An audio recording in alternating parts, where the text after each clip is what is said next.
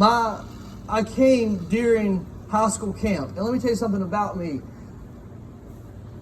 Putting me, like a new guy, in a situation where I don't know anybody, like going to camp, okay, that would stress me out. All right, I'm not good at that situation. I am very quiet. I'm not like my dad in that sense on stage. Maybe we're similar, but I'm more like my mom. Like, that makes me so nervous. And so I remember it was like Monday or Tuesday. I think it was Tuesday, and camp had been going on for a couple of days. I wasn't there that week because we thought we were about to have a baby, and we were about to have a baby, so I didn't have to go to camp that year. On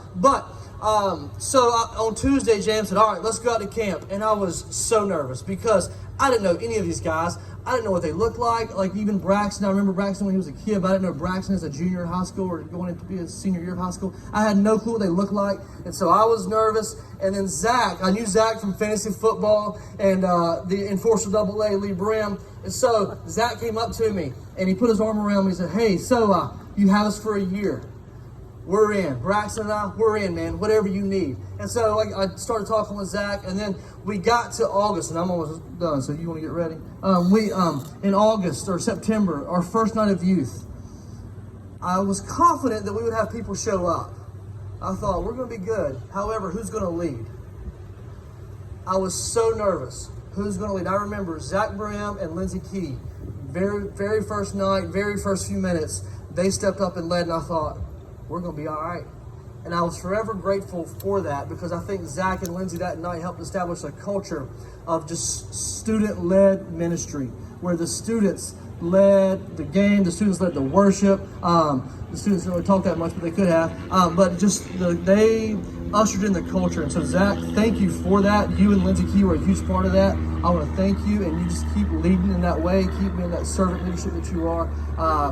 Yeah, it's going to take you far, man. Your gift of servant leadership. Proud of you, man. So, Zach Brim. Thank you, Josh. You've been great this year.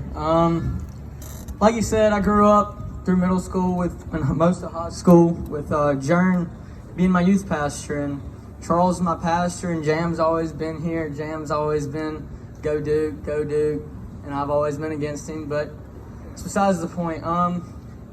Josh asked me about a month ago to speak, and I was really iffy about it. I told him yes right away, and after that I was like, what am I going to do? What am I going to say?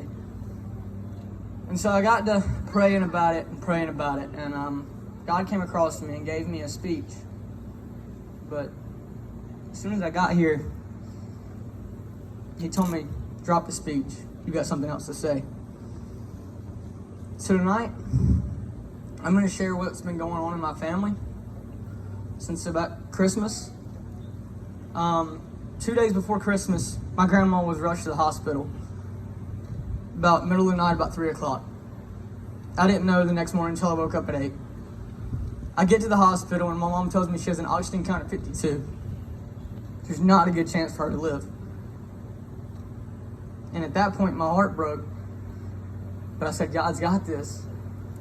And right now, she's sitting right over there. For the first time, she's been out since December. She's done a lot for me, and I'm very, very thankful for her.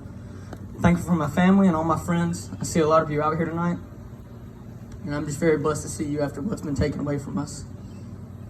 Thank you. Sure. Thank you, Zach. Up next is Braxton.